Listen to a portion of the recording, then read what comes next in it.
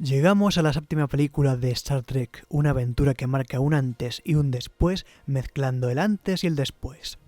Hay Trekkies a quienes Generations o la próxima generación no les gusta demasiado porque tiene varias tramas forzadas, parte de premisas con mucho potencial y luego deja ideas sin desarrollar. Pero a mí me gusta mucho porque se siente igual que un episodio caro de The Next Generation, pura emoción a la antigua. Las hermanas duras, el osito traumático que dejan atrás, una pistola que se pone de lado en plan Pulp Fiction, aquí hay de todo. Algunos no apreciarán la evolución del Teniente Data si no han visto la serie, pero igualmente creo que sus escenas están construidas de modo que te identificas con él. O sea, si Worf cae al agua es divertido, pero si cae la Doctora Crusher no. Estos humanos no se aclaran. Cuando yo era niño esta solía ser mi película favorita del Capitán Picard.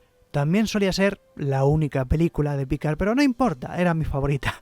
Me fascinaba la idea del Nexus, una cinta mágica que te permite experimentar cualquier cosa todas las veces que quieras, un poco como las cintas de vídeo o de celuloide.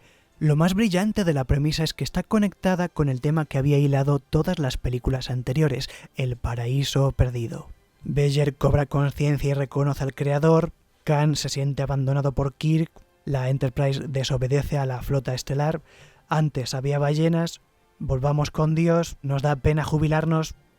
Es como las logias de Twin Peaks donde el tiempo no es lineal y todo es pura posibilidad. Hablando de cortinas rojas, un inciso, me gustaría hacer una analogía entre el Nexus de Star Trek 7 y una función de teatro. Cuando un actor está detrás del telón, en su mente puede estar en cualquier punto de la obra, puede estar reviviendo sus escenas favoritas o puede repasar los diálogos futuros.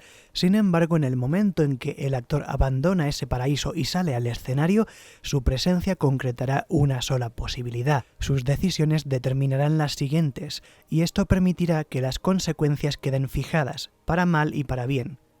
No es la única idea filosófica que inspira el Nexus. Cuando Picard está entrando en él, lleva una venda. ¿Significa esto que la vida es un sueño, como cantaba Kirk en su canción del marino? ¿El Nexus es el exterior de la caverna de Platón? Estas ideas no te las dan en las siguientes películas. Algo se perdió después. El paraíso.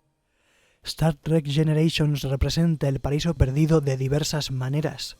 El Teniente Data vive sin sentimientos humanos porque es un androide, decide instalarse el chip emocional que le dio en la serie su gemelo malvado y luego no se lo puede quitar, ha mordido el fruto prohibido.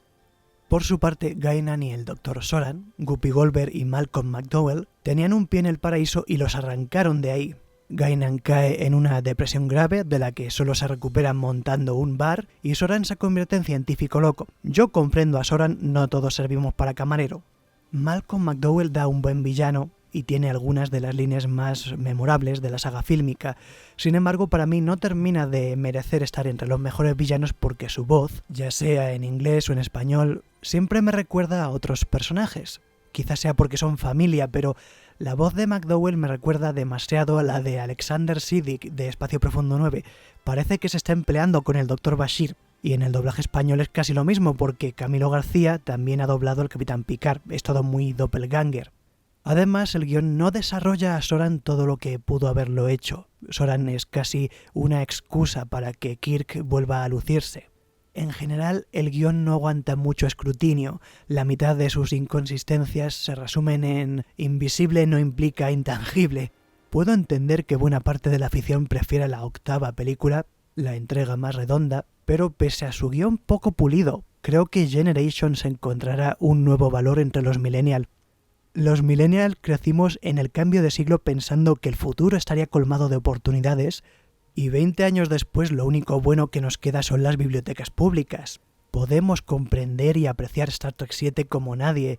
¿Por qué creen que muchos de nosotros nunca tuvimos una prisa especial por dejar el nido? Porque en 1994 escuchamos a Kirk decirle a Picard: no deje que le asciendan, no deje que le trasladen, no deje que hagan nada que le aparte del puente de esa nave, porque mientras siga allí, marcará diferencias.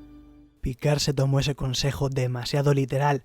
Aunque Star Trek 7 y Star Trek 8 me gustan, Picard tenía que haber dejado antes espacio para la sangre joven, tenía que haber cedido al menos la 9ª película a los personajes de Espacio Profundo 9, o cederle la capitanía a Riker.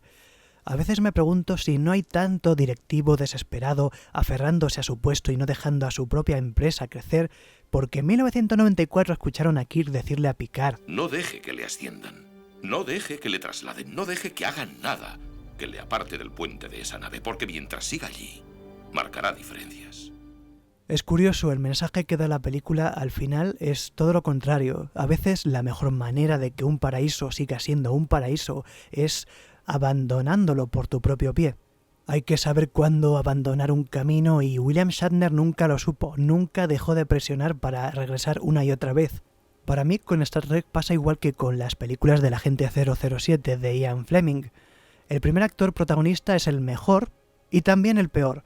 James Kirk y James Bond tienen eso en común. Sus primeros actores empezaron marcando una huella imborrable de carisma, pero la fama se volvió tan confortable que ya no quisieron tomar más riesgos. ¿Para qué si ya están en el Nexus?